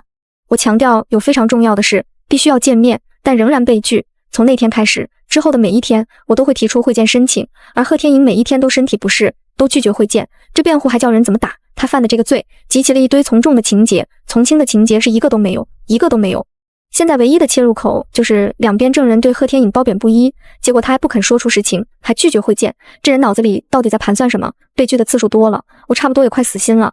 结果到了9月13日，贺天颖忽然提出要见面，此时距离开庭时间2012年9月16日只差3天，我气得无话可说，还是去了。这是第3次会见，贺天颖的精神状态好了不少，还能慢悠悠的说些有的没的，问我一些天气凉快了吗？你很敬业，天天找我，肯定没有女朋友吧的废话。这次他给我的感觉很不一样，好像整个人都有了精气神，而之前他的表现却如文寒英所说，沉稳但毫无朝气。我打断他的废话，还有3天就要开庭了，你是一心求死吗？一点紧迫感都没有。3天啊，他收起笑意，足够了，什么意思？陆律师，他正色道，我其实很紧张，很想抓紧时间跟你见面，我在赌我爸还能活多久，赌这3天时间是不是足够紧迫？我皱眉，什么意思？你想干什么？让我慢慢跟你说。前段时间你着急见我，我知道为什么，因为你得到了新证词，新证词对我是有利的，你想从这方面入手，是吗？但我想告诉你，不要在那上面白费力气了，走通我爸那条路才是最重要的。我很无语，你不会觉得你还能得到你爸的谅解书吧？贺天颖淡笑不语。你是认真的吗？我不敢置信。其实贺天颖之前也通过看守所联系过他父亲，但贺父根本不想听见他的声音，抵触与他沟通，所以他应该很清楚父亲对他是什么态度。他问，最近你找过我爸吗？找过，跟他讲了讲现在的情况。怎么讲的？就把上次会见跟你讲的那些又跟他讲了，告诉他不出意外的话，死刑是板上钉钉了。新证词的事也说了，但他没什么反应，可见对你是彻底心寒了。贺天颖点点头，表示了解。我问道，所以你要我怎么做？只需要你去医院再找他一次，替我传达一个信息。贺天颖说，到时候要避开其他人，就像现在只有我们2个人一样，到时候也只能有你和我父亲2个人。等你讲完了，我父亲松口了，再叫护工护士或者其他什么人进来做见证。我说清楚了吗？清楚了。我忽然有点紧张，什么信息？真相。贺天颖说，一会儿我会把真相全部告诉你，你转达时不用讲得这么清楚，只要让他知道你知道真相就行了。好，你讲吧。贺天颖的讲述1，陆律师，今天我跟你讲以前的事，请你务必相信，这是不含任何修饰的真相。我从出生起就活在我哥的阴影之下，各方面都不如他。其实我不算笨人，我只是个普通人，但因为我哥实在优秀，就显得我很差劲了。爸妈对我们的教育非常严格，尤其是我爸是初中老师，在县里声望很高，他在外都能教出很多优秀的学生，自然不允许自己的孩子落了下风。我哥天生聪明，稍加提点就能脱颖而出，很早就显露出名校潜质，所以爸妈特别喜欢我哥，而我即便非常努力，成绩也只是差强人意。因为有我哥做对比，爸妈觉得不够冒尖就毫无意义，所以他们对我从来没有好脸色。曾经我也渴望得到父母的爱，我努力追赶我哥的脚步，想要做出成绩，让父母满意。可父母看不上过程中的进步，他们只想要出彩的结果，所以一次次努力，一次次期望，换来的只是一成不变的失望。最终在父母和哥哥的双重压力下，我反而走起了下坡路，我的成绩越来越差，性格也越来越怯懦。在父母眼里，努力学习但成绩反而更差的我，果然是不折不扣的蠢材，这相当于直接给我宣判了死刑。于是他们彻底对我失望了，把希望全部寄托在我哥身上。我爸妈是非常注重投入回报比的，尤其擅长精打细算。虽然我家境还可以，但他们每一分钱都必须花在有用的地方，每一份时间和精力付出了都必须有回报。生出了没用的孩子，就要及时止损。当然也不至于把我赶出家门，而是把对我的投入降到最低，只保证我的温饱就够了。从初一开始，我成了家里的透明人，吃饭时父母会准备我的碗筷，但他们不会跟我多说话，他们笑盈盈地问哥哥今天在学校怎么样，连余光都不落在我身上。我哥也不爱搭理我，难得说两句话都是不耐烦的样子，因为他觉得跟不聪明的人说话浪费他的时间。我在这个家失去了存在感，很长一段时间我无法适应那种孤独的感觉，我过得浑浑噩噩，成绩在班上彻底垫底。老师发现了我的异常，找我爸妈谈话，他们也配合，但我爸讨厌别人麻烦他，这会浪费他的时间。曾经他不顺心会打骂我，彻底放弃我后，他不打不骂，只觉得我碍眼。和老师谈话当天，他让我别在家吃晚饭了，拿个袋子随便装点吃的，走到距家1公里外的地方去，找个没什么人的地方待着，等到他们睡了再回来。他强调要离家远一点，如果就在家门外站着，村上邻居来来往往的，不好看。后来他经常采用这种方式，我也自觉配合。几次以后，我倒是觉得在外闲逛还更自在一些。人一旦被重要的人放弃了，自己也会渐渐放弃自己。当自己都放弃自己的时候，其他外人也会有所感觉。最后老师也觉得我不可能上进，不想再管我，同学觉得和我玩没意思，也疏远了我，一步步到了底，达到那种没什么可以期待，也没什么可以失去的状态，反倒很安稳。无数个夜晚，我在县城里四处游荡，逛到东，逛到西，去别个村上看男女老少摆龙门阵，在树林里田埂上看星星看月亮，兴起就去镇上找个不赶人的小店写作业，不想写就不写。我就像这个世界的旁观者，经过了，停下来看看，再接着走，一直在路过，一切喧嚣都与我的无关。1996年，我上初2那年就已经非常习惯这种生活了。也是在那年6月的某个晚上出了变故。那天我在外面闲逛，经过郊外树林的时候，我听到远处草丛里有不安的响动，还有恶狠狠的笑声，含糊的呼救声，是一个女孩要被强奸了。我站在不远处听了一会儿，就打算走了。可那个女孩看见了我，像抓住了救命稻草，她朝着我连声呼喊：救救我，救救我！我迟疑了一下，继续往前走。可女孩哭得太凄厉了，她一直在向我求救。我内心挣扎了几秒，而后决定，既然叫了我，就不能坐视不管了。我硬着头皮回过去，钻进草丛，和那男的扭打在一起。那人年纪大了，又是个醉汉，打不过我，最后骂骂咧咧的跑了，只剩女孩蜷缩在地上，掩面哭泣。她衣不蔽体，很是凄惨，好在没受到更严重的伤害。我默默地看着她哭了一会儿，才把她扶起来，又看她一身七零八落的，就脱了自己的衬衫让她穿，把她送回家。等我回家时，家人都睡了，我躺在床上辗转反侧，很久都睡不着。第二天醒来，我发了一会愣，觉得昨夜发生的事有一种虚幻的不真实感，像是一场梦。但我很快发现桌上有一条淡蓝色的发带，是我昨晚上扶她起来时从地上捡走的，一直握在手里，忘了还，这就是最好的证明。又过了一天，我就有意识地淡化这件事了，一切照旧如常。大概半个月后，有一天晚上，我家正在吃晚饭，门铃响了，一开门看见3个人，竟然是那个女孩和她父母过来了，手上拎了一些礼品。原来那天过后，女孩一直想着要找到我当面感谢，小县城打听人比较方便，她花了半个月时间打听到后，特地登门拜访。我父母站在门口询问来意，她父母把事情的来龙去脉简单说了，讲她被人拦住欺负，没讲太多，更多的话都用来感谢我了。我父母有点诧异，略显生涩地附和他们，也夸了我2句。这时我哥往门口一看，直接喊出女孩的名字，傅阳之。怎么是你？傅阳之也很惊喜，真巧啊，原来他是你弟弟。我才知道他叫傅阳之，是和我哥一个高中的同学，都是高2，但班级不同，他们的成绩都在年级中名列前茅，经常竞争年级第1的位置。虽然没有实际接触过，但都对对方的大名如雷贯耳，互相欣赏也互相较劲。我父母经常从我哥嘴里听到傅阳之的名字，如今得知原来这就是傅阳之，他们很是惊喜，赶紧把人邀进来坐下，烧水泡茶，两家人热烈攀谈起来。把话题转移到我哥身上后，气氛就不尴尬了。他们聊孩子的成绩、两家的教育理念、学校的师资力量等等，聊了2个多小时。最后又讲起那天晚上的事。他们说，郊外树林附近确实有几家独门独户，其中有一家住了个50多岁的老光棍，精神不太正常，成天酗酒，到处游荡，是个很大的不安定因素。那天放学后，傅阳之刚好帮着老师整理学习资料，回家晚了，结果就发生了那种事。两方父母都觉得女孩子一个人在外太不安全了，尤其现在高2，很快要实行晚自习了，回家会更晚。又一合计，我哥和傅阳之同校同年级，回家也顺路，那干脆以后放学2个人都一起走，这样我哥就可以保护她了。他俩一惊，红着脸同意了。这次契机就是他们真正认识的开始。听到这里，我试试提问，我确认一下，你说的见义勇为这件事是发生在1996年，是吗？案发的1年前。是的。警方有备案吗？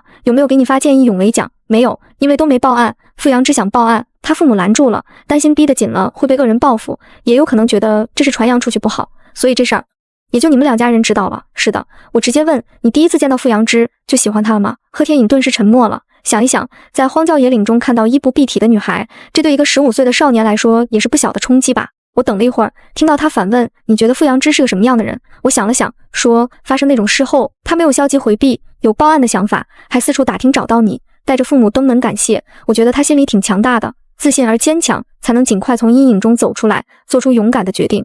毕竟大多数人，包括他父母，都会觉得这种事见不得光的。是的。他说。我又等了一会儿，他没有给出更多的回应。我继续讲，他打破沉默。贺天颖的讲述2，那次契机后，我哥和傅阳之就放学一起走了，2个班放的时间不完全一致，谁先放了就在对方教室门口等一等，这种做法给出的信号再明显不过。很快他们高中就传出了一段佳话，贺天行和傅阳之都是年级前3的常客，长相都很出众，性格都很阳光，站在一起就是天生一对，连老师都睁一只眼闭一只眼。我爸妈其实早有这个意思，到了周末，我爸妈就让我哥把傅阳之带到家里来，一起讨论题目，共同进步，顺便吃饭。不过也就来了几次，傅阳之觉得一直来吃饭很不好意思，还了几次人情。后来学习紧张起来，就不怎么来了。高考当前，学习是最重要的，所以大家都没捅破这层窗户纸。我也算是他们之间的见证者。他们晚自习放学回来时，我刚好在外面闲逛，远远看见他们，我就躲远一点观察。他俩都稳重克制，没人的时候也会保持1拳距离，不会偷偷牵手什么的，都是有教养的好学生，很般配的一对。陆律师，你问我喜不喜欢傅阳之，我没法回答，我更清楚自己的位置，所以不抱任何幻想。傅阳之登门道谢后，我和他就两清了。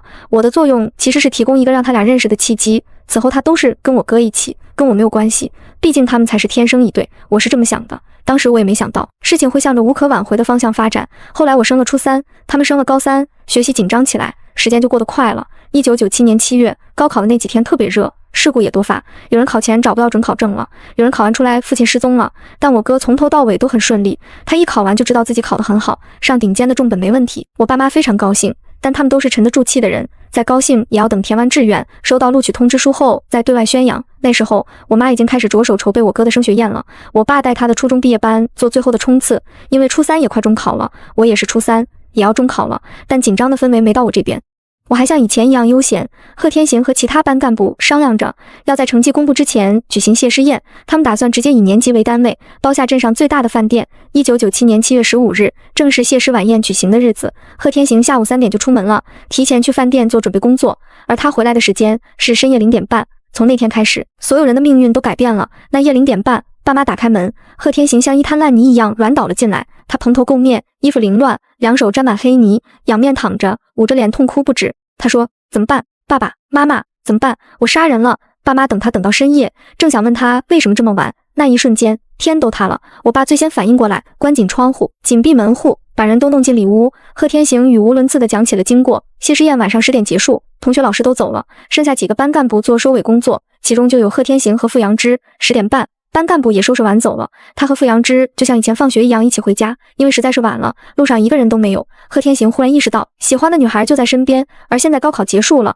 未来一片坦途，没有什么能阻碍他们相爱了。于是他鼓起勇气去拉她的手，谁知傅阳之一惊，挣脱了他。贺天行正激动着，没有多想，索性就捅破了窗户纸，趁着酒兴告白了。可没想到的是，傅阳之竟然拒绝了他。贺天行一直以为他们之间是互相喜欢的，之前傅阳之向同学否认过几次传言，他都以为他只是害羞，同学也都这么认为。他知道他和傅阳之都是好学生，不能还没高考就带头早恋，一切都要等高考结束后。可他完全没想到，高考结束后傅阳之会拒绝他。傅阳之解释说，他只把他当朋友，没有别的想法，也没给过任何暗示，意思就是说，一直以来都是他自作多情。他说这话时特别平静，可贺天行越听越愤怒。他从来都是最优秀的，从小被人夸到大，所有人都觉得他们很般配。他想不通他为什么不喜欢他，他一直顺风顺水，从来没受过这种打击。他看不得傅阳之那张美丽的面庞，冷冷地说出拒绝他的话。贺天行语无伦次，结结巴巴，努力挽回他，希望他能给他一次机会，不要这么绝情。可傅阳之波澜不惊地说，我很感谢你，也很欣赏你，可是我对你确实没有超出朋友的感情，我们都会有光明的未来的。那一瞬间，他眼前天旋地转，脑子里嗡嗡作响，整个世界都变得不一样了。傅阳之的声音是那么陌生，他的表情是那么冰冷，那张脸太冷了，好像结了一层结实的坚冰。他看不得他这样冷的表情，他想要打碎那层坚冰，世界忽又清明了。他猛然拽过傅阳之的头发，不顾他的震惊尖叫，将他拖进树林里。他攥着他的后脑，抬着他整张脸往树干上猛撞。傅阳之痛苦尖叫，挣扎不止。贺天隐更愤怒了，他拽着他的头发往地上猛灌过去，而后骑在他身上，一拳又一拳的殴打。不知过了多久，他打累了，停手了。他看着傅阳之奄奄一息的脆弱模样，又起了怜惜之心，于是他俯身亲吻他的脸颊，褪下他的衣服，顺理成章的和他发生了关系。傅阳之用尽最后的力气，挣扎、怒骂、哀求。贺天行不管不顾，拿衣服堵住他的嘴，继续欺凌。一切结束后，贺天行求他原谅，可他闭着眼睛不看他。贺天行害怕事情败露，索性一不做二不休，一把扯下他的发带，绕颈一周，将他生生勒死了。杀人后，贺天行徒手挖坑，想把傅阳之的尸体埋了，可是用手挖太难，挖了很久才挖了一点。他四下张望，想要寻找工具，却一眼看见了旁边的尸体。那一瞬间，他猛然清醒了。他不知道自己怎么会陷入这样的境地。他和一具尸体在荒无人烟的郊外树林里，他怕得丢下了一切，直接跑回家。讲到这里，贺天行再次腿软到无法支撑身体。我透过房门门缝旁听了全部内容，没有时间给人思考。父亲拿了2把铁锹，开了我的房门，叫我跟他走。那个凌晨，树林里起了浓重的雾，我和父亲埋头挖坑，父亲把那具尸体拖进坑里，我填土。因为过于专注，也因为雾太大，全程我没有看那具尸体，一时间我都想不起那具尸体是谁。时间紧急，我必须不停地填土，等到全部完成，天已蒙蒙亮。我看见地上有个淡蓝色的东西，有些眼熟，我捡了起来，那是一条淡蓝色的发带。我想起去年我也拿了这么一条发带，没有归还，他可能又买了一模一样的。不一样的是，去年那条发带很干净，这条却沾满了泥土和血迹。时隔1年多，傅阳之还是迎来了他的命运，他注定要死在这片树林里。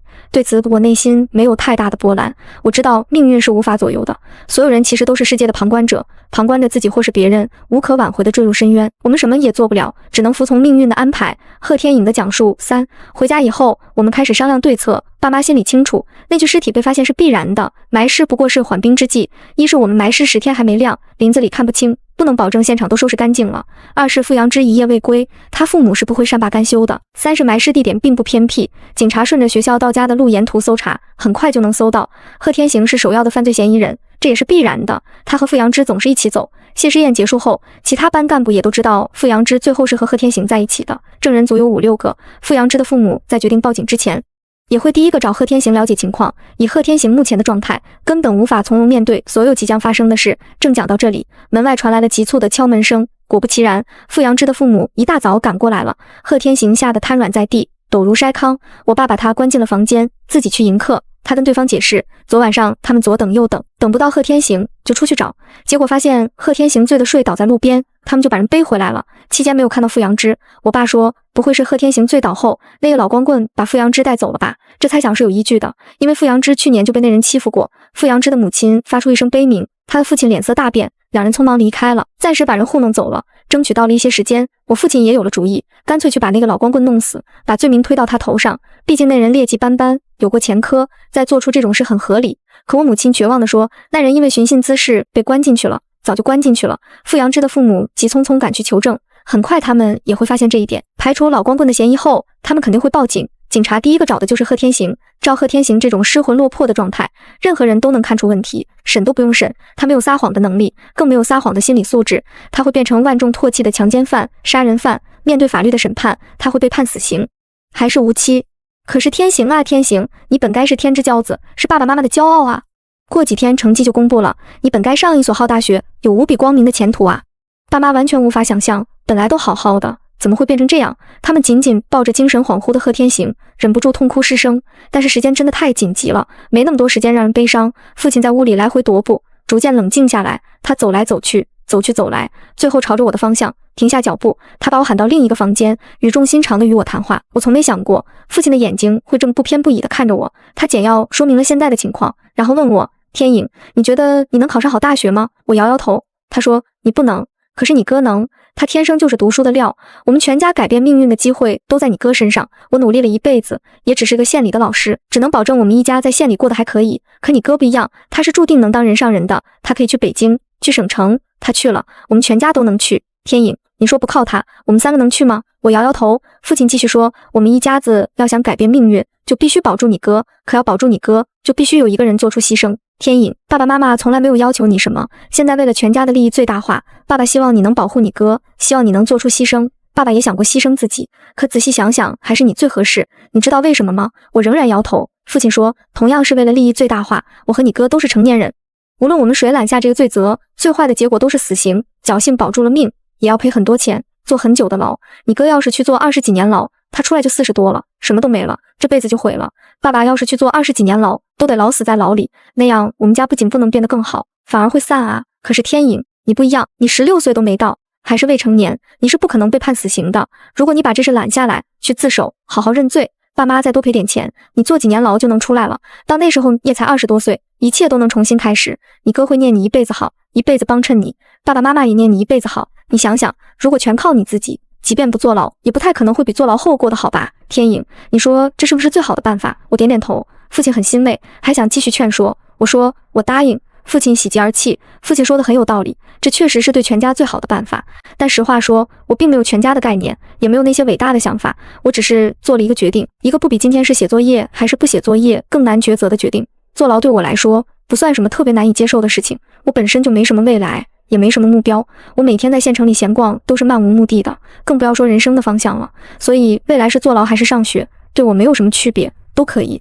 这事就这么敲定了。父亲照着贺天行的样子给我身上弄了点伤口，尤其是手上要有用力勒绳子的擦伤。母亲把贺天行关进房间，准备对外宣称贺天行得知女友被弟弟害了，悲伤过度，无法见人。然后父亲带着我带着凶器，那条染血的发带。我们赶在警察到来之前先去自首。在路上，父亲帮我想好了犯罪动机，我默背了2遍，后来讲给警察听，警察觉得很合理。父亲前后奔走，应该还做了不少事。等我上了法庭，庭上有6个证人，一个说看见我从那片林子里跑出来，一个说亲耳听到是我行凶，还有一个看见我在附近游荡，形迹可疑。另外3个说我经常不回家，总能看见我在外面乱逛。其中有一个就是我常去他店里写作业的老板。我对罪行供认不讳，把作案过程描述的细致入微，也详细供述了犯罪动机，表现出诚恳的悔罪态度。我不停地道歉，对每一个人道歉。那10几分钟，我有一种非常奇怪的感觉，不知道是耳鸣还是意识飘在了半空中。我听见我的声音很遥远，好像隔着几层灌水的气球。等到所有该讲的话都讲完，法官宣判了，世界才重新变得清明起来。我终于意识到，刚才那段时间我是在旁观我自己。最终，我因为自首情节、如实供述、认罪悔罪态度以及未成年，被判处有期徒刑15年，附带民事赔偿28000余元。贺天颖讲完了，我震惊得无以复加。这是真的吗？是真的。可是这不合理啊！我下意识地反驳道。怎么可能那么简单就判了？就只有你的口供、证人证词就能判了？证据呢？确实就是这么判了。我还想再追问，又噤了声，因为我忽然想起去年校友会时一个师兄说的案子。那个师兄是法官，知道一些圈子内并未对外公开的消息。他说1995年有个侵犯案，当时抓到了罪犯，执行了死刑。可是到了2005年，另一个案子的犯罪嫌疑人供述称自己才是95年侵犯案的真凶，现在这案子很有可能要复查了。师兄还说，他一个同事的朋友看到过那个案子的侦查案卷，足有100多页，但里面只有嫌疑人的认罪口供和证人证词，拿掉口供就什么都没有了，最基本的证据要求都达不到。师兄说的案子发生在95年，贺天颖的案子发生在97年，差不多是同一个年代。仔细想想，这种现在看来不可思议的查案方法，10几年前确实存在。究其原因，有3点：一是命案必破的背景，在某些历史时期，办案机关会为了追求命案的高破案率而忽视程序正义，甚至出现非法取证的情况，最后导致冤假错案。2是有罪推定的观念，办案人员先入为主的，先将嫌疑人认定为真凶，在围绕着证明其为真凶这一目的展开调查，只收集有利于做出有罪认定的证据，这也会导致事实不清、证据不足。1996年修正的刑诉法已经吸收了无罪推定的观念，可是实际执行中就观念存在惯性，办案人员还是普遍存在有罪推定观念。30几年前侦查条件落后，像 DNA 鉴定等技术手段，有些偏远地区还无法支持。回到本案，贺天颖的案子发生在西山县，一个落后的山区县城，又是个命案。同时贺天颖主动自首，直接承认自己有罪，那确实人力物力上都省了很多事。只能说贺天颖所讲的情况是合理的，至于是不是真的，那就只有法院复查后才能知道了。我说，如果你说的都是真的，那你父亲确实没有理由不谅解你，他让你背下这么重的罪，搭上10几年的人生，对你的亏欠太大了。父亲所做的不止这些。贺天颖说，他说他们会积极赔偿，争取谅解，让我坐几年牢就能出来。实际上他什么都没做，甚至没向被害人家属道歉。我是未成年，反正也是死不了的，我坐多久的牢他也不在乎。既然如此，赔偿自然越少越好。民事赔偿最后定的28000多块，不是我爸妈自掏腰包赔偿的，钱的来源很广泛。我哥是理科状元，拿了不少奖学金，有学校给的，有县政府给的，还有市教育局给的，这些加起来还差一点。我爸就去找报社记者采访我哥，我哥刻苦读书的事迹登报后，全国各地陆陆续续寄来不少资助款，最后赔完还有的赚。我目瞪口呆，问：这你都能忍？当年你既然发现你爸出尔反尔，怎么不翻供？贺天颖笑道：我说过了，坐牢对我来说不是什么大事，就是一次普通的选择。我确实不在乎这些，我爸对我承诺什么，我不在乎，那他出尔反尔了，我也不会在乎。不管是坐牢前还是坐牢后，我和他们的联系都是很淡的。我坐了10几年牢，他们来看我的次数屈指可数，就连我妈过世的消息都是我出狱以后才知道的。刚出狱时，我不知道该干什么，就回老家打听我爸和我哥的下落，然后来市区找他们，见了第一面，他们都穿得干净体面，我还穿着监狱发的旧衣服。我爸很惊讶我已经放出来了，一脸强颜欢笑，频繁和我哥讲悄悄话，那种忧愁的表情根本藏不住。我哥见了我也很尴尬，干巴巴的客套了几句，带我去办了张银行卡。他们已经有了自己的生活，其实是不想和我来往的，我能看出来。所以那次以后我就不找他们了，我已经30岁了，可以自己生活。我问道：其实你不恨你爸和你哥是吗？是的，我也看得出来，你对他们从来不抱希望，有爱才有恨，不爱就不会恨。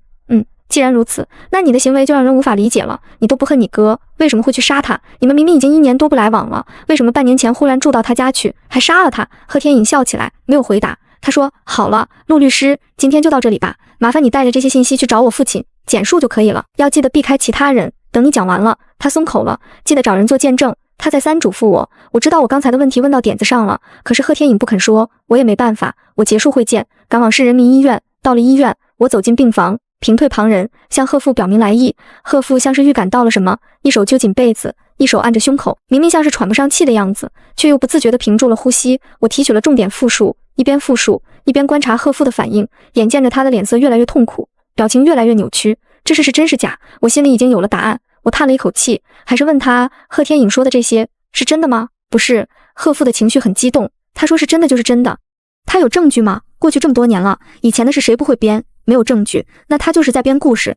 我耐心劝导贺叔，过去的事不会真的过去。贺天颖给出这段供述，这案子的性质就变了，他有合理的理由来支持他的主张，并且旧案会影响法庭对本案的审理和量刑，法院极有可能会复查。一旦启动复查，当年的案卷都会调出来，到时候案卷中只有贺天颖的认罪口供、证人证词和一些没有查验的物证，而没有经斑、DNA 等确凿证据，那这案子在程序上就是有问题的。如果贺天颖的说法被证实为真，那本案的被害人贺天行就有严重过错，你也脱不了干系。你可能觉得就算这样，也只能证明贺天颖不一定是凶手，不能证明凶手是贺天行，但其实是能证明的。刑事案件中的证物，像凶器、血衣、带有经斑的衣裤等等，并不是案件结束就会销毁的，而是要保存至少15年，目的就是为了确保案件在必要时可以复查。从1997年到现在，刚满15年，要不要赌一赌？那些物证是一满15年就立即销毁了，还是有可能还在？贺父听完，像是被抽走了所有的力气，垂着头不再反驳。我继续说，贺叔，你这样对你的二儿子就没有一点羞愧心吗？作为被害人家属，你确实有谅解贺天颖与否的权利，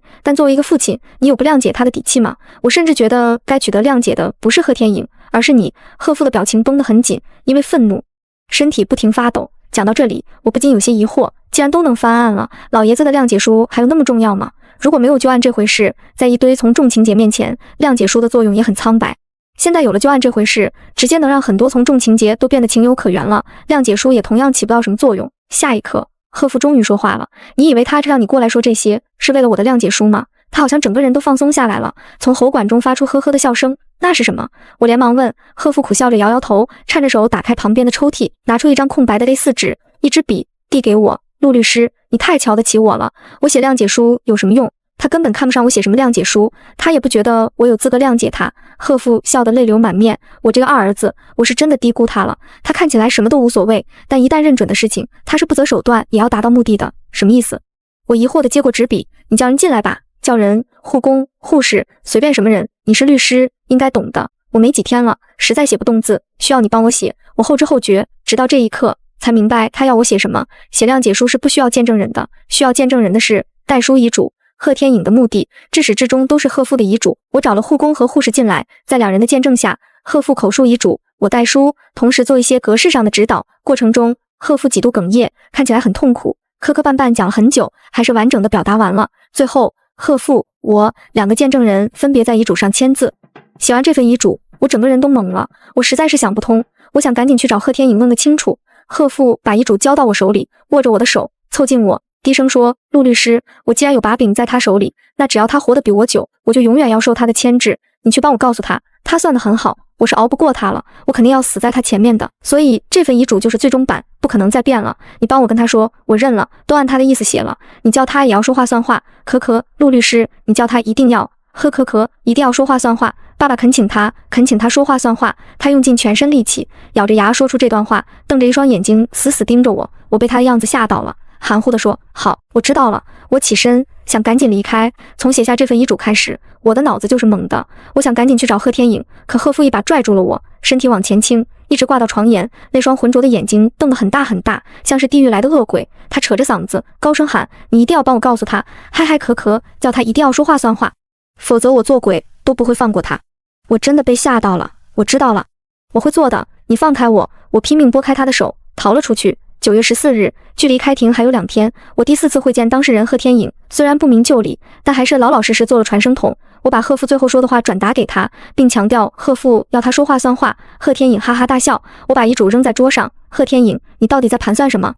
遗嘱的内容让人非常意外，这是一份遗赠协议。贺父声明自己具有完全民事行为能力，并且是在清醒和自愿的情况下订立遗嘱。他声明自己身故后要将名下所有的遗产赠与文寒英和傅金华夫妇，也就是贺天颖的对门邻居。他指定陆令义，也就是我，做他的遗嘱执行人，并约定给我一笔相当丰厚的报酬，从遗产中支付。遗嘱一式3份，贺父本人、遗嘱执行人我以及我所供职的律所各保管1份。执行开始时由执行人负责实施。文寒英和傅金华就是傅阳之的父母吧？我问道。是的，你住到他们对门，肯定不是巧合。贺天行点点头，继续讲述出狱后的事。贺天颖的讲述4：出狱后，我见了我爸和我哥一面，就不再和他们来往，自己生活了。我去县里的机械厂找了份活干，每天下了工，我还是像10几年前一样，在县城里闲逛。县城已经发生了天翻地覆的变化，生活条件比以前好了很多，可是很多故人都离开县城了，留下的人也不认识我。某一天，我逛到当年傅阳之住的村子，听人聊天，偶然得知了傅阳之父母的下落。傅阳之死后，他父母大受打击，父亲傅金华的身体越来越差，后来被诊断出了尿毒症。为了方便治病，他们卖了老家的房子，去了成州市市区。得知这个消息后，我忽然有了想法，想去看看他们现在生活的怎么样。我找了个周末，又去了一趟成州，跑了几个医院的肾病科，找有没有叫傅金华的人。最后在3院找到了。那一天他们刚好来透析，等透析完，我就跟着他们一路跟到家。他们住在南环新村老城区的老房子，生活还算安逸。文寒英种了很多绿植，放在楼梯间，翠绿的，在阳光下泛着光，有一种欣欣向荣的感觉。我想多看看，于是下一个周末我又从县城赶过来。我忽然发现有目的的感觉挺好的。以前周末对我来说没什么意义，但后来我开始期待周末，连着几个周末我都往市里跑，跟着他们去菜场买菜，躲在暗处看文寒英浇花。我渐渐发现文寒英的眼神不太好，应该是年纪大了的缘故。而过了13年，我的长相变化也很大，我想他应该认不出我。所以有一天，他在楼道里修剪盆栽时，我壮着胆子从暗处走出来，走到阳光下，夸他的花好看。他很高兴，跟我讲了很多养花的心得。他果然没有认出我，他说他没见过我。我谎称是到这边看房子，结果他直接给我推荐了对门301，还把房东电话写给我。我当时就慌了，匆忙把纸条塞进口袋里，谎称还有事，赶紧离开了。可是回去的路上，坐在大巴上，我鬼使神差地打了那个电话，最后我就真的租下了301。我辞了工厂的工作，住到市里，和文寒英做邻居。为了防止被认出，我编造了假名，假称姓何。文寒英一直小何这样叫我，不疑有他，就这样住了1年，也没出去工作，有我哥打钱，饿不死。文寒英也一直关照我。2011年底，有一次我和文寒英聊天，聊到傅金华的病情，文寒英说要是能换肾就好了，可是排队要排很久，排到了也换不起。我问要花多少钱，他说40万。他说的这个事我放在了心上，我想到当年我家带给他们很大的伤害，我爸妈没有道歉，也没有诚心赔偿，他家失去了女儿，我家得到一个状元，我爸靠着状元的名头清偿了2万8的民事赔偿，还赚了点。当年傅阳之的分数其实比贺天行高，高考状元本该是傅阳之的，但因为死了，什么都是空的。现在过去了10几年，我爸和我哥过着富足的生活，我哥身家几百万，我爸住最好的单人病房，而傅阳之的父母住又破又小的老房子，2天去透析一次，换不起40万的肾。这个世界没有公平可言，可我们真的什么都做不了吗？我忽然就有了一个想法，我爸得了绝症，快死了，死了就有遗产，我哥已经很有钱了，不需要再锦上添花，但如果给付杨之的父母却是雪中送炭，所以时隔1年，我又去找我爸了。我希望他写个遗嘱，声明把自己的遗产全部赠与给付杨之的父母。我想他到了生命的最后时刻，总该对伤害过的人有愧疚心吧。钱是身外之物，带不走，不如做点好事。可我爸言辞拒绝了我。他说当年我不道歉是有原因的，他们不配得到道歉，他们女儿勾引天行，把天行勾得七荤八素，又翻脸不认人。如果不是因为他，天行的心里也不会出问题，跟爸爸的关系也不会这么紧张，他会有更好的前途，留在北京或者出国深造。结果现在呢，他只能回成州来当老师，他可是高考状元啊。他怒道，他们把天行害成这样，我都不追究他们了，当年法院判赔的我都赔了，凭什么现在还要赔上我全部遗产？何况我也没有多少遗产。我爸说他也没多少遗产，这话点醒了我，我爸确实没有多少遗产，但是我哥有很多，他现在不愿意，我不能强求，我只能想办法让他们都愿意。我想着干脆就用贺家全部身家来补偿付杨之的父母好了。贺家绝大部分资产都在贺天行名下，折算成现金足有几百万。我赶走了贺天行准备结婚的女友，以防遗产旁落他人，随后杀了贺天行。贺天行死后，他的第一顺位继承人就只有父亲，因为他没有配偶，没有子女，母亲也过世了，他的所有财产都会转移到父亲名下。接下来要做的就是让父亲愿意写遗嘱了。我知道我爸到了这种将死的时候，就想保住晚节。如果我在公开庭审时表明97年的冤案和现在的案子有关联性，我正是在97年的案子中受了委屈，白白坐了10几年牢，实在不甘心，才会杀了我哥。如果我爆出此事，法庭是会复查旧案的，等到真相查明，贺天行将会身败名裂，我爸将会晚节不保，贺家所有的名声都会毁于一旦。而只要我爸按我的意思写了遗嘱，我在庭审时就不会提旧案了。我是这样向我爸承诺的。听完贺天颖的真实目的，我惊得说不出话。大概是当了3年律师，看过不少遗产纠纷，我有了惯性思维。我一直以为贺天颖是想要独吞遗产，所以杀了另一个继承人，却忽略了这种情况大多出现在被继承人已经过世的情况下。我还以为贺天颖是个法盲，谁知道贺天颖城府颇深，想的根本不是父亲的遗产，而是他哥的遗产。他用这种破釜沉舟的方法逼他父亲写遗嘱，这也实在让人难以置信。我说你给出的承诺其实很难让你父亲信服，如果你庭审时不提旧案，那肯定是死刑。正常人都有求生欲，碰到这种生死抉择别无他法的时候，为了从轻发落，有冤情肯定会讲出来的。你用你的生命做赌注，你爸能相信你会说话算话吗？贺天颖说他相不相信不重要，你也说了，我是拿我的命做赌注，我有99%的可能会诉说冤情，只有我爸如我所愿，他才能争取到那1%，主动权在我，他只有唯一的选择。我心服口服，你真是个狠人。我想起2天后就是庭审了，于是问他，那庭审的时候你打算怎么办？是说还是不说？这就与你无关了。贺天颖说，与我无关，今天见完面，你就不是我的辩护律师了，我要和你解约。贺天颖平静地说，为什么？我一头雾水，因为你没有刑辩经验啊。贺天颖无情地指出，你是个民事律师，擅长的应该是婚姻家庭遗产这些吧，是这样。可是我都被他噎住了，这时候倒知道我是民事律师了，早干嘛去了。搞了半天，他所谓的不会让我输了官司，其实就是不让我打官司嘛。贺天颖看我一会，忽然笑了，陆律师，我确实只认识你一个律师，所以找了你。我也知道你没打过刑辩，所以从最开始我就不想为难你，你已经帮我做了很多事了，我非常感谢你，但还是希望你能心无旁骛地做好最后一件事。什么事？比起辩护律师，我更需要的是一个专业的遗嘱执行人，这是你所擅长的，不是吗？这份委托给的报酬也更高。陆律师，请你帮我妥善处理好我父亲的遗产，这也是我的遗愿。2012年9月16日，贺天颖故意杀人案如期开庭审理了。因为是公开审理的案件，旁听席坐了不少人，有社会各界人士，比如记者，还有我。辩护人的席位上也是有人的，是法律援助律师。贺天颖情况特殊，他提前2天和自己的辩护律师解约了，他自己又是一副完全不会为自己辩护的样子。为了审判的公平公正，法院给他申请了法律援助，留给法律援助律师的时间很短，但这位律师也很尽职了，他针对列出的犯罪证据提出了4个点。第一个是针对犯罪现场的痕迹，他认为贺天颖在贺天行家住过，留下指纹、皮屑、脚印很正常。第二个是没找到凶器，证据有缺失。第三个是贺天颖的工友、邻居、房东都给了他正面评价，这和其他证人的评价是矛盾的，这意味着其中另有隐情。第4个是贺天行单元门前的监控，只能拍到贺天颖进出了那栋楼，这确实意味着贺天颖有作案时机，但不能证明他就是凶手，因为那栋楼里还住了其他人，那个时间段也有其他人进出。公诉人和专家证人针对这4点一一进行反驳。第一个，案发时贺天颖已经有1个月没住贺天行家了，有多名证人指出贺天行很爱干净，可是过了1个月，贺天颖的指纹、皮屑、脚印却还有这么多，并且密集地集中在卧室、床铺、床头，难道爱干净的贺天行1个月都没有打扫卫生吗？另外，贺天行指缝里有贺天颖的血迹和皮屑，贺天颖身上也有相应的抓伤，这些才是更应该关注的证据。第二个，本案凶器是一种质地柔软的布袋，这种凶器体积小，容易销毁，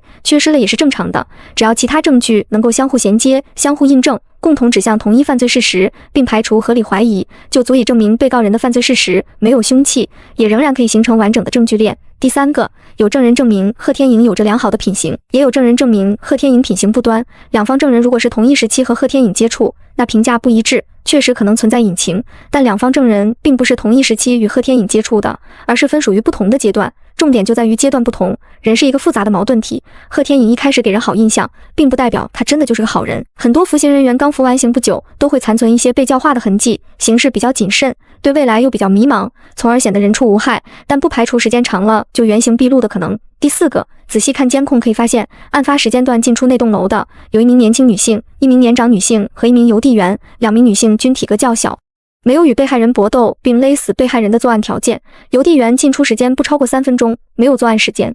此外，案发时间正值工作日的工作时间，留在家里的都是老人和放暑假的孩子，老人都体格虚弱，孩子都不超过10岁，不存在作案条件。唯一3名体格相对健壮的老人，案发时正在楼底下象棋。辩护人无言以对，看被告毫无求生欲的样子，也没法强求太多。公诉人认为，被告人贺天颖存在故意杀人的前科，刑满2年后再次作案，由于犯前罪时不满18周岁，不能认定为累犯，但前罪情节严重，刑期超过5年，成年后再犯严重罪行，屡教不改，应当从重处罚。第二，被告人贺天颖无自首情节，到案后不能如实供述罪行，没有认罪悔罪的态度，消极对待公安机关的侦查，应当从重处罚。第三，贺天颖杀害的是自己的亲兄弟，严重违反公序良俗、道德伦常，践踏了人类社会的正常情感，社会影响极其恶劣，应当从重处罚。贺天颖集齐了大量从重情节，没有从轻情节，法庭上不发一言，始终不愿认罪认罚，他的后果可想而知。法庭依法对被告人贺天颖故意杀人案进行公开宣判，以被告人贺天颖故意杀人罪、故意伤害罪、强制猥亵罪数罪并罚，决定执行死刑。结果没有任何悬念，庭审结束，法警准备把贺天颖带走。就在这时，贺天颖忽然说话了，他说原来零口供也能定罪。法官回答他，定罪不完全依赖口供，需要依靠的是证据确实充分，形成完整的证据链。贺天颖向法官略一颔首，说了句谢谢。在场的人中只有我听懂了这句谢谢。我看着贺天颖的背影，单薄消瘦，直挺挺站着，像是一个罚站的孩子。15年前，那个孩子独自一人，也是站在这个位置，面对法庭的千夫所指，在根本没有切实证据的情况下，承认了不属于自己的罪行。没有人帮他，甚至连亲生父母都不站在他这边。他说他什么都不在意，他真的不在意吗？之后的事情按部就班，贺父苦苦坚持着，想等到贺天颖执行死刑的那天。可是法庭宣判后还有死刑复核，没那么快，贺父最终还是等不到了。他已病入膏肓，在一个下雨的夜里咽了气。我作为贺父的遗嘱执行人，开始履行我的职责。有一天工作时，我回想起这桩案子的某些细节，忽然产生了疑虑：贺天颖的犯罪动机真的像他所说的那样吗？我想我是了解贺天颖的性格的，他是个沉静的人，对人对事不抱什么感情，看淡一切，无欲无求。他就和文寒英做了1年的邻居，感情就已经深厚到为了他家能换肾，直接杀了自己全家，还赔上自己的性命吗？如此激烈疯狂的反应，不像是贺天颖的行事风格。我仔仔细细把案子复盘了一遍，果然发现了矛盾所在，这个案子还有隐情。但我已经见不到贺天颖了，再怎么抓耳挠腮想知道真相，也别无他法，我只得作罢，投入到紧张的工作中。偶然抬头看一眼窗外，发现黄叶凋零，已经是秋天了。过了1周，当地看守所又联系了我们律所，称被告人贺天颖想要委托我做他死刑复核阶段的辩护律师，和几个月前的某一天近乎一样的情形。但这次我心中了然，这人根本不是真的想让我辩护，他只想知道他家的遗产处理的怎么样了。见了面，果然如此。我说事情都处理好了，所有的遗产已经归文寒英夫妇了。他们对此没说什么。贺天颖说：“好的，辛苦了，那就到这里吧。”等一下，我叫住他，贺天颖，有个问题困扰我1个礼拜了，你今天无论如何都要解答我。什么问题？你杀你哥，不完全是为了遗产吧？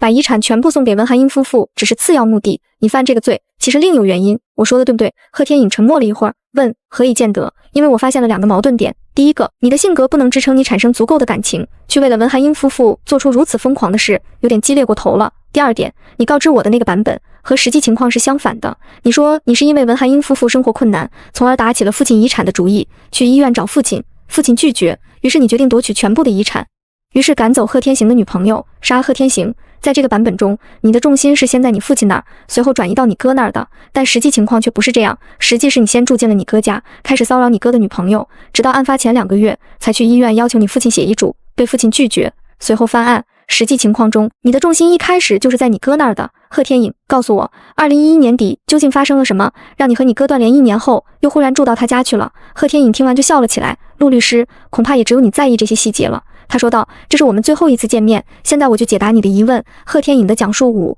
5：2011年底的某一天，我和文寒英聊天，无意间得知换肾很贵，要40万。他只是随口一说，但我放在了心上。当时我产生了工作的念头。我有一个狱友，早我2年出狱，后来在另一个城市做废品生意，赚了不少钱。他早就找过我，叫我跟他一起干，之前我都拒绝了他。现在我想要挣钱了，于是再次联系他，一切都谈拢后，出发前1天，我去找了我哥。我跟我哥告别，告诉他我准备去另一个城市发展一段时间，和朋友一起做生意，以后就不要给我打钱了，我自己可以生存下去，差不多就是和他永别的意思。我哥同意了，随后表示想请我吃顿饭，我们就找了个附近的烧烤店，一边吃一边聊聊近况，喝了几杯酒。我哥失去了平时冷静的形象，哭了起来，看得出来这10几年他过得很痛苦，心理压力很大。他跟我讲这些年的点点滴滴，各种辛酸不易，说他当年对不起我，一杯接一杯，越喝越多。后来又讲到当年民事赔偿的问题，我说当年我爸不肯多赔，是因为打点证人花了不少吧。我哥一口反驳了我，他说父亲没有花钱打点证人，最多诱导了一个证人，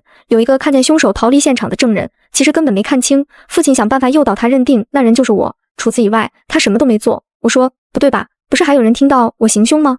平白无故他怎么可能听到是我呢？他听到的就是你。贺天行说他只是远远听到了一点，所以他以为行凶的是你。贺天行说那一夜傅阳之临死前一直喊你的名字，他一直喊天颖天颖，就我，直到最后一刻他还看着草丛外的方向，希望你能出现。这话犹如一记闷雷，正中我头顶。吃完那顿饭后，我决定还是不走了，我必须要留下来做一些事。从小到大，我一直觉得自己是个旁观者，没什么存在感，无需被注意。我从人世间经过，从或甘或苦或悲或喜的一幕幕前经过，旁观着世界这一出闹剧。但是傅阳之那一声让我停住脚步，他把我叫上舞台，既然他叫了我，我就不能坐视不管了。即便这一声跨越了15年的时间才传到我的耳朵里。